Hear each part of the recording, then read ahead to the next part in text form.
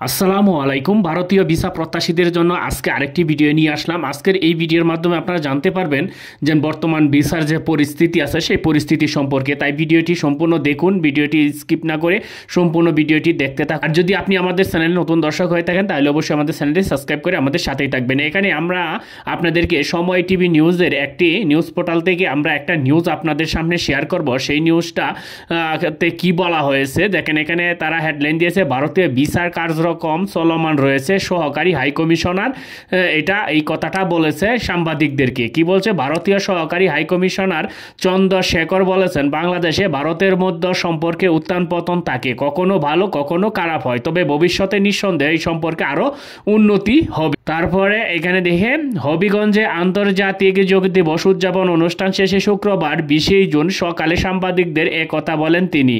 এর আগে শহরের ইসকন মন্দির প্রাঙ্গণে আন্তর্জাতিক যোগ দিবসে অনুষ্ঠানের উদ্বোধন করেন তিনি। স্বামী বিবেকানন্দ যোগা কল্যাণ সংস্থান আয়োজনে অনুষ্ঠিত হয়। চন্দ্রশেখর বলেন, ভারতীয় ভিসা প্রদান কার্যক্রম চলমান রয়েছে, মানুষের নিয়মিত আবেদন করছে এবং গুরুত্ব অনুযায়ী ভিসা পাচ্ছে। এই কথাটা আপনাদের সামনে একটু করি যে ভারতীয় ভিসার কার্যক্রম কিন্তু চলমান আছে। তাহলে আমরা যারা অনেকেই বসে আছি বা ভারতীয় ভিসা প্রত্যাশায় অনেকেই আশায় প্রহর গুনতেছি, তাদের আসলে অবস্থাটা কি হবে? তারা কি ভিসা পাইতেছেন কিনা?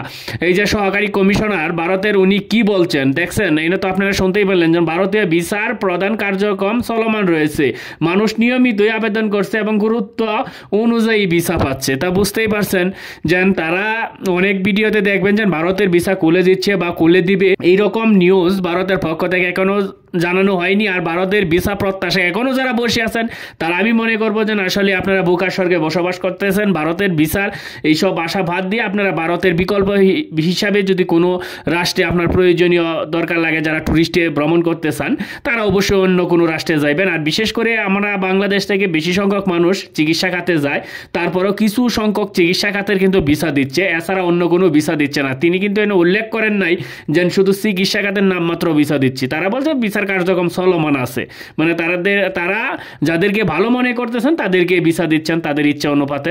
যদি তারা ভালো মনে না করেন তাহলে ভিসা দিচ্ছেন না। চন্দ্রশেখর এর কথা থেকে হাই কমিশনার, যে সহকারী হাই কমিশনার আছেন, ওনার কথা থেকে কি বুঝতে পারলেন? অতি তাড়াতাড়ি স্বাভাবিক হচ্ছে না ভিসা। যদি বাংলাদেশে নির্বাচনীয় কোনো সরকার না আসার আগ পর্যন্ত ভিসার কার্যক্রম কখনোই স্বাভাবিক হবে না, এটা আপনারা মাথায় রাখেন। যাই হোক প্রিয় দর্শক, আজকে এবারের মতন বিদায় নিব। দেখা হবে পরবর্তী ভিডিওতে। সবাই ভালো থাকবেন, সুস্থ থাকবেন। ধন্যবাদ সবাইকে।